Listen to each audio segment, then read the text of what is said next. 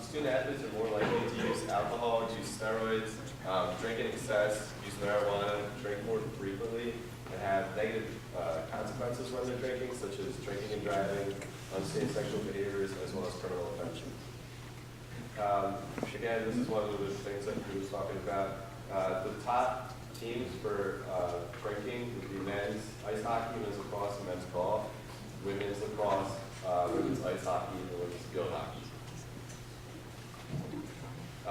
Drinking in excess is down among student athletes, but as you can see, D3 is the green line, is a lot higher than the D1 and D2, so obviously we're individual. And even though we're on the way down, we're still different and much higher than D1 and D2. This is another chart showing the drinking trends.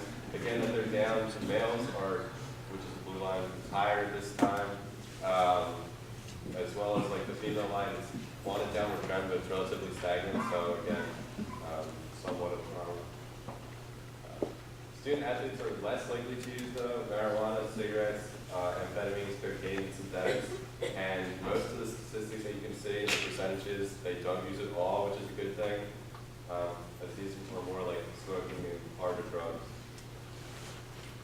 Some student athletes never use it all in season. So some student athletes with alcohol, 50% say they don't use at all or drink at all in season, and 90% don't smoke marijuana in season, which is a pretty good number. Most athletes said that alcohol does not interfere with their play. 93% said that they never show up late and miss the game, and 84% said that they don't think it affects their play. But why you should care is that alcohol causes dehydration. So it takes 17 cups of water to replenish the water that's lost drinking 5 drinks. So we all know the green Gatorade bottles that we drink out of. So it takes 4.5 of those for you to rehydrate your body after you've had 5 drinks or 5 shots or 5 whatever. And then alcohol also impairs motor skills. It decreases strength, power, and sprint performance for up to 3 days and 72 hours after drinking. So most teams have 48-hour rules on this campus, but in reality, it's 72 hours to completely not be effective.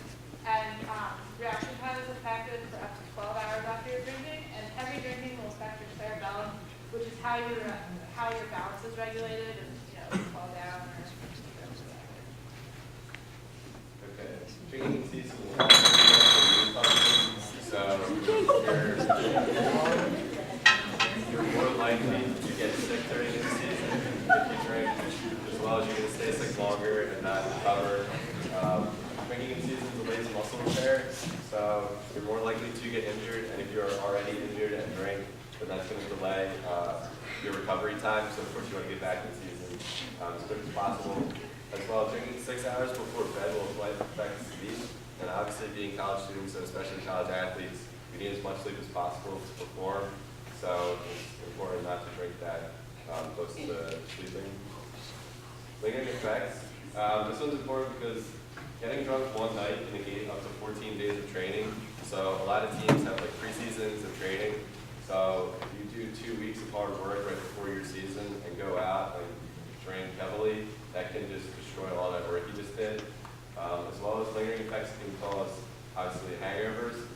So 11.4% in elite athletes, and closer to 25% in college athletes that they get hangovers and have reduced performance because of that. So the chart, or the picture on the bottom, shows the green is the plus full capacity, and when we drink, we're at 80% like capacity to perform. So if one of your teammates is performing at 80% and you're performing at 100%, that's kind of almost not fair to your teammates. So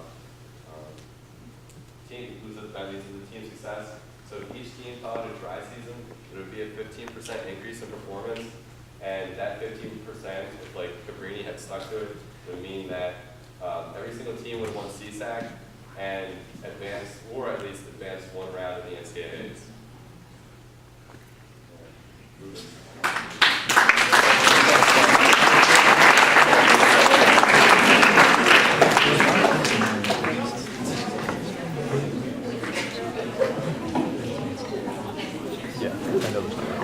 So we're going dry next year, right? Well, You don't know how to answer it, do you? Does anybody have any questions or comments on either the video or the presentation, any of the stats that you heard? I know especially the ones that have to do with training, the days of training, things like that. That's pretty heavy stuff. I mean, if you think about it, like they said, preseason, I mean, you come in, you're working hard, you go out one night, and you may as well not done anything at all. And again, the performing at 80% versus 100%. You know, like he said, if you're performing at 100% and someone next to you is only performing at 80%, how fair is that to you and your team? So it's really things to consider, really things to think about, because what is everybody's goal in this room? What is your goal? Yeah, and then what is it? National championship. National champ, there you go. There you go. But you're not going to get there if your team is only performing at 80%. All right? So this time, if I could have really quick the members of our Student Athlete Advisory Council to come up on stage for me, please.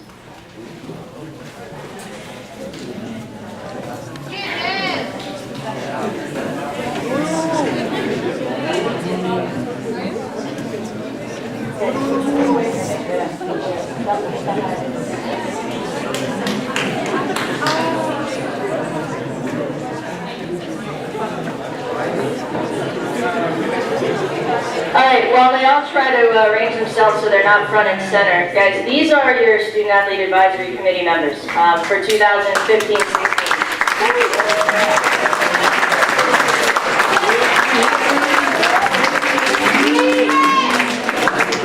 Now, you've heard us talk a lot about this committee, about SAAC, and what they do. These reps were handpicked by their coaches to represent your team and the athletic department. If you think about SGA and how SGA is to represent the student body and be the voice of the student body, well, this is your SGA, okay? So they will take any concerns, anything that you have as a team, and they'll bring it to our attention. They'll bring it to Brad's attention so that we can address that. And we have already addressed some things already. Another thing that they've done is they've actually, this whole week, D3 week, is because of them. The events that have been planned, tonight's presentation, and some things throughout the week is all because of them. On Wednesday, we have the fan cave. I don't know if anybody remembers last year, but the weather wasn't exactly the greatest. The fan cave is a portable tailgating unit that comes out. It'll be down the lower lot of the turf field at 4 o'clock for all student athletes to come. Everybody gets a t-shirt, there'll be food and tailgate games and everything down there. So that's on Wednesday at 4. And then Thursday, everybody knows Dustin, right? Everybody works with Dustin. Ever since Dustin started, he has been fielding numerous questions from all of you regarding nutrition. What should I eat? What do I eat if the calf doesn't have what I want? Things like that. So he's actually put together a presentation for you that he's going to have on Thursday night at 7:30 in Widener Lecture Hall to answer those questions. He'll end with a Q&A. So if you have any questions or you just want to learn a little bit more about how to get your body into peak performance mode, please attend that presentation on Thursday night. So again, we want to thank you as a whole for doing what you do, not only for coming here tonight when I know you want to get out of here, you've got your jackets on, you're ready to go Nova Nation, I get it. But not only for coming tonight, but for what you guys do for this department. If you go, Dave put together a really great splash page. If you go on our website at any point this week, right before you get to the main page, there's a stat sheet. And it's basically everything that we have earned since next year, I guess will be our 60th year as a college. All the things that we have earned up until this point. And it is amazing. It's amazing to see what you all have been a part of. I think it's, 105 championships? Yep. Right, in 60 years? What's the next closest? Do you even know? Actually, it's only like 26 years. Oh, 26, there you go. See, 26 years in athletics, 105 championships. Name me another school that has anywhere near that. I believe we have 3 times as many championships as any other school in the conference. 3 times as many championships, yep. That's why no one likes you, and that's a good thing, all right? So, keep doing what you're doing, all right? Keep representing us the right way, and good luck, and we'll see you on Wednesday. All right? Thank you. Oh, yeah, no problem.